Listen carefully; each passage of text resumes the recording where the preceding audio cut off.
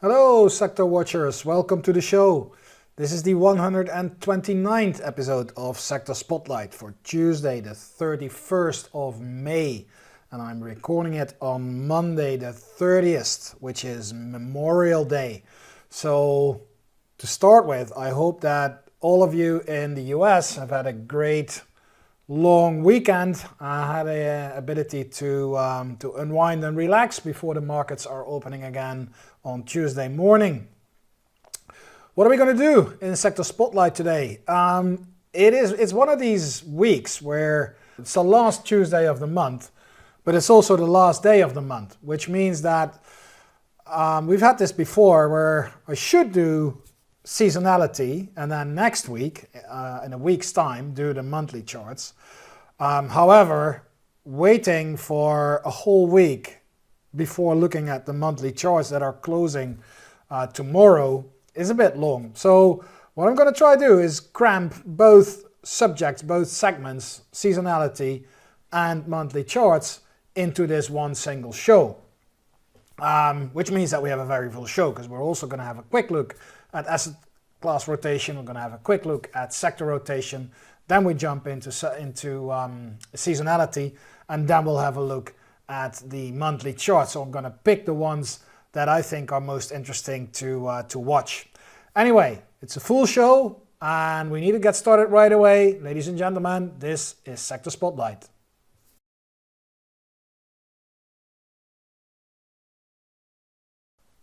When we start with the rotation for asset classes, then we can see on the RRG here on the right, which is the daily RRG, that it was a pretty good week for risk assets. S&P, real estate, commodities, GSG and DJP all on top of the list. And the benchmark was 4.2. So SPY, V&Q and high yield above it. GSG, DJP just below, and then on the lower end of the list we have government bonds and corporate bonds. The longer term picture, what we have on the left hand side, still showing kind of the same picture. You see that the S&P, so stocks, are continuing to rotate into the weakening quadrant and heading towards lagging, or at least they're at a negative RRG heading, so that image remains the same, which means that the strong rotation or the positive rotation for SPY last week needs to be seen in that light. So for the time being, it's a hiccup within that rotation towards lagging. Two charts that I want to highlight out of this rotational image, and the one is for the US dollar. On the weekly, still strong inside leading, coming down a little bit over the last 2 weeks, and that's what we see here as well. We see the weakness for the dollar over the last week, so the last 5 trading days. If we bring that to the euro dollar chart, you can see that this rally here, this is euro strength, dollar weakness, is coming off these lows. I think that we can safely conclude that the downtrend here, the longer term downtrend, is still in play, and that we are watching a recovery within that downtrend, at least for the time being. That's the route that I am following. That's the pattern that I'm following.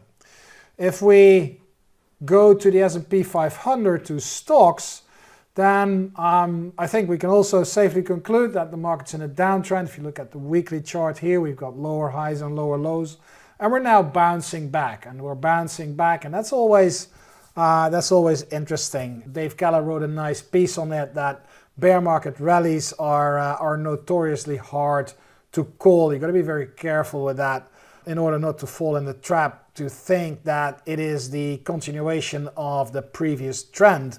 Because if you just look at this chart, I think we can all agree that we need a lot more to continue the previous trend, or better, start a new trend, because this is now a downtrend. We've got lower highs and lower lows, and before we can resume, if you want to talk about the secular bull market that started back in 2009, then we do need to get out of the current downtrend on the weekly chart, and that's not happening yet.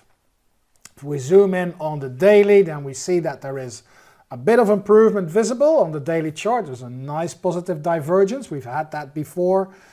here in the February-March period, and we had a nice rally. And you can see that these rallies, they're difficult because you're looking resistance around 456, these previous highs, and then it peaks just above it. So what are you going to do here? Are you going to get overly bullish, or are you just going to sit back and wait what's happening because you know that it's a bear market rally? And I got the feeling that we're in sort of a similar pattern here. But also got the positive divergence in the RSI. So we could go to 430, maybe even 435.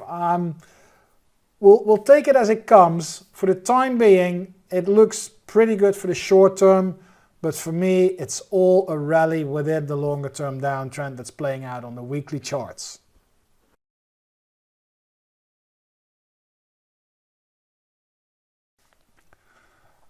When we switch to sectors, we see an image that is largely the same as last week, especially when we look at the weekly RRG, because obviously that didn't change too much. The rotations that we see panning out on the daily RRG, they're in line with the strength as we saw it for the S&P for stocks on the asset allocation rotation.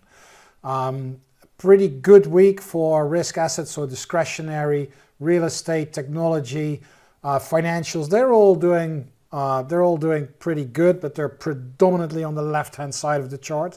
And if you look at their positions on the weekly, then I think that we're still working on a scenario where these positive rotations are fitting in with being hiccups, being counter-trend rotations. Within that longer term downtrend, with all that stuff being positioned inside the lagging quadrant on the weekly RRG. Means that the strength is still coming from defensive sectors, especially if you look on the weekly. We've got staples still pointing nicely into a northeastern direction. Utilities is starting to bend towards the right again. They had a little bit of a downfall, but they're now starting to pick up relative strength again and move to the right. Healthcare is still going through a correction. Materials, XLB is still doing really, really well. That's a sector that you should really keep an eye on from a positive perspective. Energy, of course, remains here on the right-hand side, being super strong and very stable, I have to say. So now you can see the rotations of the other ones better. Same here, energy way to the right. The defensive sectors losing some relative momentum, but not much relative strength. And materials here again rotating back into the leading quadrant. So that is definitely a sector to keep an eye on. I'm going to do three sectors. Materials being the first one for obvious reasons. And what you can see here is that although it's a shallow trend, but it's higher highs, higher lows, it continues to move higher at a slow angle, but it's still moving higher. And that, as a result, has relative strength that is now challenging to break above its all-time highs, above its previous highs. So that is a good sector.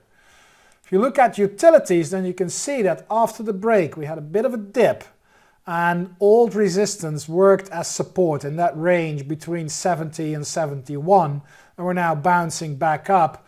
If we take out the former high, that's around 77, then of course that uptrend remains intact and is confirmed again. And that plays out in relative strength, where you see a nice turnaround of that 2-year downtrend now underway. And finally, the healthcare sector, not as nicely positioned as materials. It's playing too much to my sense, to my liking, with the lower boundary. But last week we managed to clear off that support level. That's helping relative strength to move higher. So healthcare seems to be back in play again, and could go for another test of the 140 level, potentially break higher. It remains, the defensive sector together with utilities. Staples is going through a bit of a correction, but all in all, defensive sectors remain on the forefront of market rotation at the moment.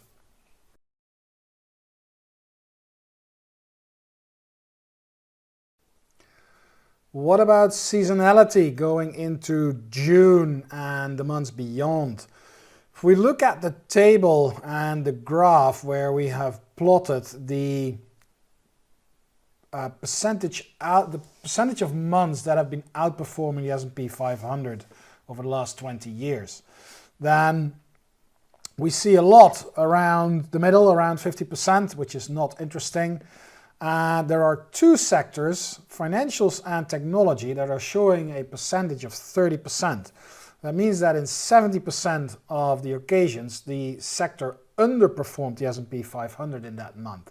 So for financials, XLF, and technology, XLK, historically, these sectors have underperformed the S&P 500 the majority of the time, 70% of the time.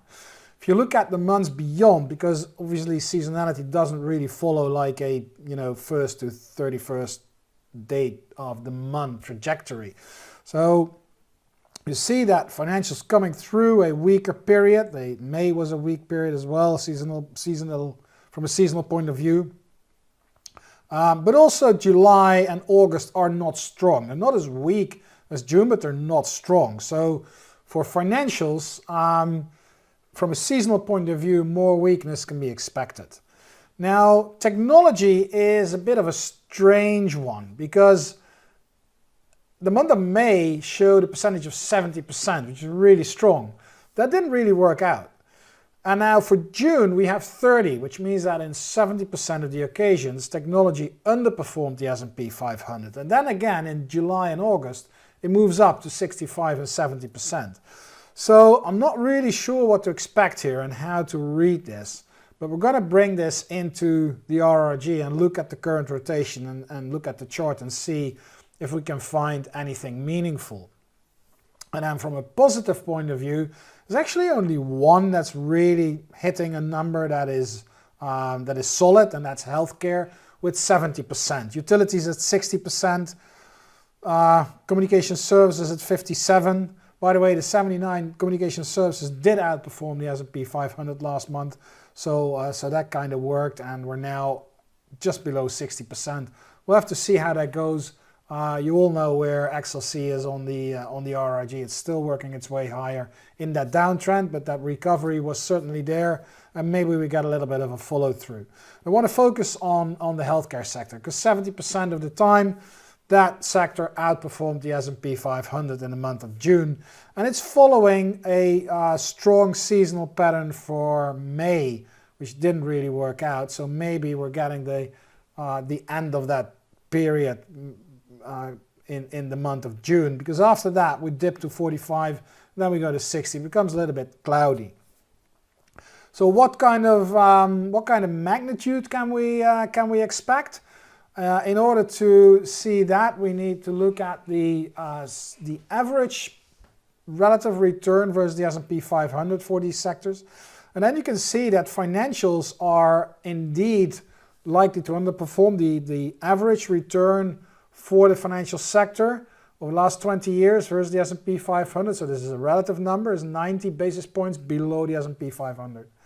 Technology, slightly less, minus 0.2, and you can immediately see the strong months, July and August, for technology historically. And then healthcare seems to be strong. We got 0.7% expected outperformance, historical outperformance versus the S&P 500. From a price-based or a relative-based point of view, the energy sector can still be expected to be strong with an average outperformance of 1.3% over the S&P 500, which would be in line with the location of the energy sector totally on the right-hand side of the graph. Now bringing that back to the current rotation, because the seasonal is the historical rotation, now we're bringing it back to the current rotation, and then we can see financials inside the lagging quadrant picking up a little bit, but we also see the chart rolling over and the recovery back to the breakout level, and whether that is at the dotted line where I just drew it, or whether that is a little bit higher around 36.50. Point is that the financial sector is in a downtrend based on price. It's kind of sideways, picking up a downtrend in terms of relative. So I think that's more or less in line with the expected weakness from a seasonal point of view. So financials, they are likely to follow their seasonal pattern of underperformance versus the S&P 500. If we go to technology, we see a somewhat similar picture. We see the tail of XLK inside the lagging quadrant pointing up a little bit, but here also the price chart showing a strong downtrend and a recovery towards that former breakout level, with the relative strength pointing down in the RRG lines well below 100. So the weakness from a seasonal point of view could certainly fit into this image where we see a recovery back to old support now acting as resistance. Relative strength, RRG inside the lagging quadrant, pointing up slightly but not too much.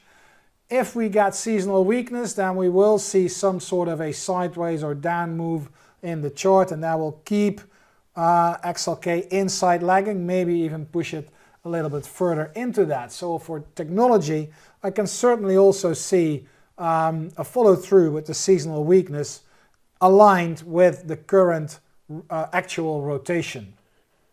And then finally, the healthcare sector, that was the good one, that was the strong one, and that also seems to be quite feasible. If you see that the sector just put in a new low here, starting to move higher, we got plenty of room to the former highs, potentially even crossing above it. Relative strength coming out of this trading range, moving higher. On the RRG, still located inside the leading quadrant, moving a little bit lower on the momentum scale, but still moving to the right. So for healthcare, also very well possible to be aligned with the seasonal, with the outperformance expected based on the seasonal pattern. So kind of a unique situation where all three of the seasonal expectations are kind of aligning what we currently see on the RRG and the price charts. We have to wait and see how it works out in June, but for now, XLV seems to be doing quite right, XLF and XLK not so much.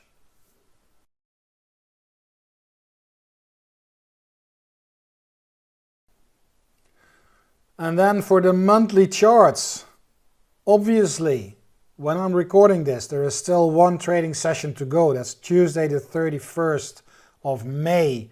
That is not included in the charts that I'm showing you. So technically, not necessarily a completed monthly chart, but I'm going to roll the dice and just think, assume, gamble that that last day of trading is not going to be of a significant influence on the charts that we're going to discuss. Let's kick off with the S&P 500. You can see that during the month we had that big move down, touching about almost 3,800, and we're now trading 4160, which is just above that red, which I had as support line, which kind of held when you look at it on a closing basis. But I think that the damage has been done. If you look at the rotation here, then month of February is a low, then you had a high in the month of March, and now we pushed below the previous low. So technically, on a monthly chart, we are now in a downtrend in the S&P 500. That kind of changes the narrative. Rallies are rallies within a downtrend. Where can they go? We just discussed it in the other segment. They're notoriously hard to read. They could reach 4,400. What? They could reach even 4,600 without turning it back into an uptrend. So be very, very careful with the stock market. It's not over. I don't think it's over yet. And if this was the low, then we will very, very likely see another test of that low before we continue really higher. You will probably get a renewed opportunity if that is really the case. If you look at government bonds, then we are touching on long-term support levels, 2013, 2018. This is the unadjusted price. So this is what people have in their heads. And you can see that the area around 24.20 is an important support level. But you can also see that the government bond market is in a strong downtrend. And there is a massive amount of room for a bounce higher. But here also that's happening within the downtrend that's underway since the break in December 2020. IEF shows that in a little bit more detail. It's got a little bit more history, and here you can see how old resistance turned into support, and it's now again working as support. So around 100 is a level to watch in IEF. And then the commodities, so DJP, nice uptrend, but it's having trouble with overhead resistance just below 41. And GSG is kind of similar, but I think GSG is a little bit better than DJP because we broke resistance and it seems to be bouncing off that old resistance, now becoming support. Anyway, commodities still in a nice uptrend, moving higher, especially when they can overcome overhead resistance levels, as you can see drawn in on the charts.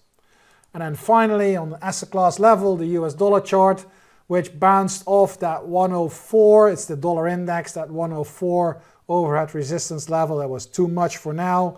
So coming off that level, as if and when in a new move higher, the dollar index can break beyond the 104 convincingly, then there is much more dollar strength to be expected. For the sectors, I have selected a few of the monthly charts to wrap up the show. Starting with communication services. That sector is looking for support at a very important area where we had a massive amount of resistance for many, many years. So it probably needs a little bit more time, but we could be in the market for some buying opportunities. It's going to be... It doesn't have to be this month, but I'm still on the path where I think that communication services could be one of the first sectors to bottom out, to put a new low into place. If you look into energy, then you see that it broke overhead resistance and it's now on the way to the high area around 740, 738. That uptrend is definitely there. If you look at healthcare, then you can see that the uptrend is intact. It's a little bit of a sideways move right now, but we didn't break support around 1450. So potential is now towards 1650. If we take out 1650, obviously that will be a signal to continue the current uptrend. Very clearly that these defensive sectors are holding up very well in trading ranges where more offensive sectors are clearly going into downtrends. And one of those is the industrial sector.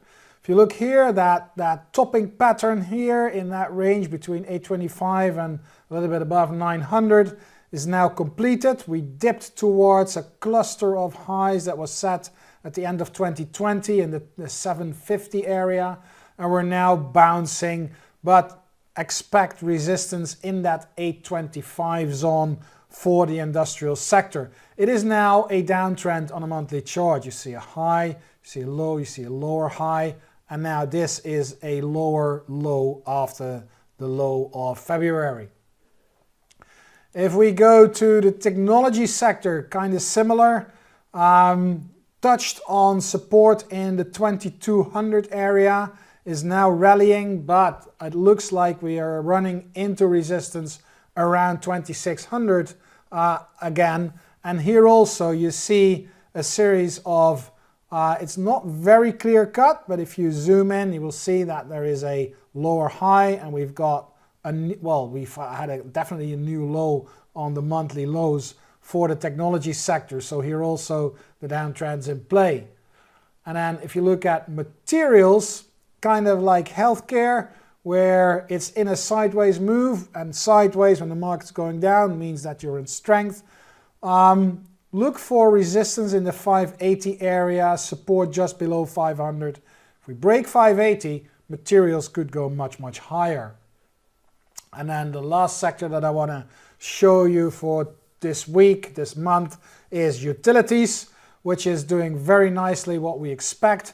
After breaking overhead resistance, rallying to a new high, it now tested the former resistance as support and looks to be moving higher again with a price around 380.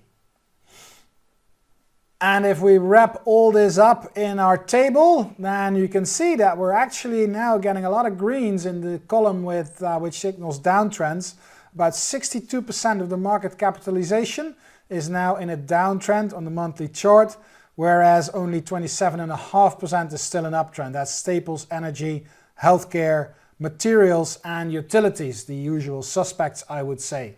And you can see that overall, the downside risk is quite significant and very often more than the upside potential. And the upside potential, where you see the greens, these are rallies within their downtrend, so be careful with that.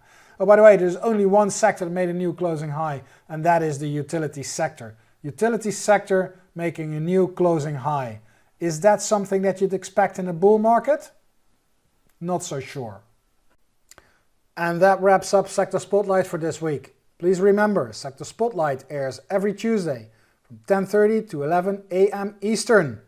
Please share your thoughts, any of the handles on the screen, and I'm looking forward to see you again next week, same time, same place. Hey guys, Dave Keller here with StockCharts.com. Thanks so much for watching our video. If you enjoyed it, and we hope you did, hit the like button right below. Also, we have so much new content every day. Consider subscribing to the channel. Just hit the subscribe button in the video or right below.